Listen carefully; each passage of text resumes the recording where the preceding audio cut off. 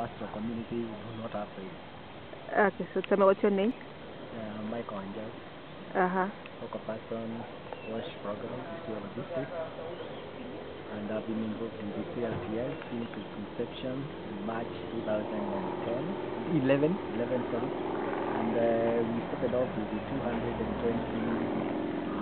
villages, and so far 15 of them have been declared, while about 60 of them have made a claim, but they are still to get it. What did we have been happening in CLTS is that we have had cholera every other year. In fact, we had a very serious cholera in 2009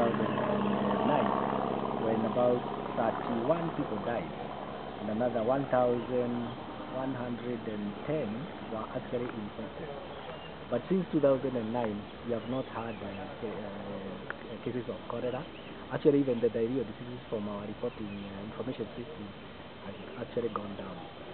And one thing we are proud of is that people now are willing to put up toilets on their own without having to put in a lot of pressure. Another good thing is that we don't have to use a lot of public health law for them to do. It's a matter of you talking to them, we realize the dangers, the risks, and tomorrow morning they are out there digging. We don't have to give them any kind of materials. Actually, we are even discouraging the issue of dependency, whereby some organization would come in and try to give them materials. We are actually asking them to put up toilets which looks like their houses.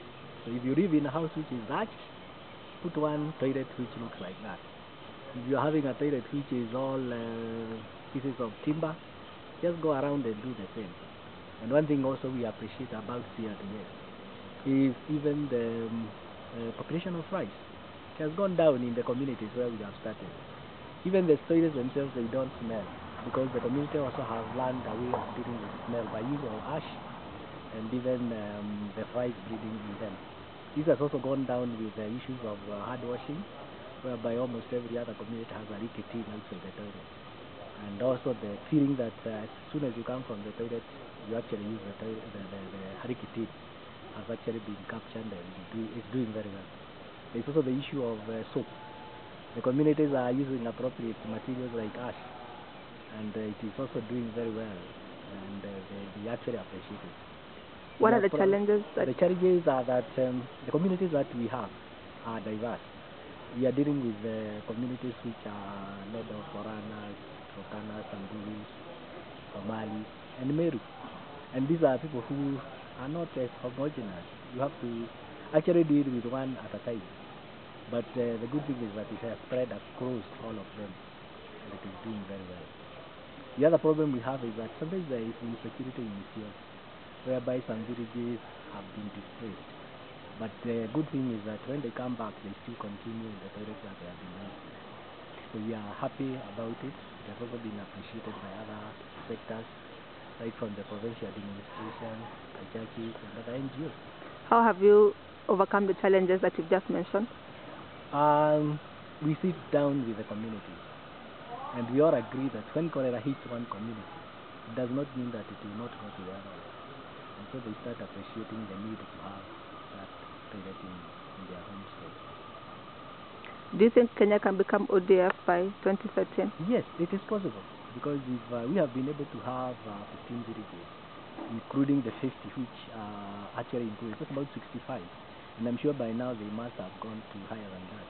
This is possible, including the fact that even the upskilling of toilets has gone up to other areas where there is no CLTS. You find communities actually copying what they are seeing in other areas. And so it's possible for it to achieve ODF. If you'd like to learn something from a different community about CLTS, what would that be? I would wish to see the kind of materials they are using for construction, so that you can also spread transfer the technology from there to another, and then maybe you can ask them to copy the same. When you're looking for a natural leader to start off CLTS in your community, what are the things you look for, and who have been the most successful natural leaders in your area? Actually, this one just emerges. It just emerges. As you are doing the trigger, he will emerge, and you will find that whenever he talks, whenever he stands up to say something, the community listens to him. Even sometimes they hear them say, let's do what so and so is telling us. because I think they have respect for that particular person. Are there any mistakes you made in implementing CLTS, you yourself or anybody in your team? Yes, once in a while it's possible for somebody to do a mistake, like trying to prescribe a certain kind of technology. But this one we counter it, because when it goes for trigger, it is not done by one person, it's done by 2 or 3. So the other person will be standing by to actually counter whatever the other person has said. Your neighbors in Northeastern are also starting CLTS. What would you like to advise them?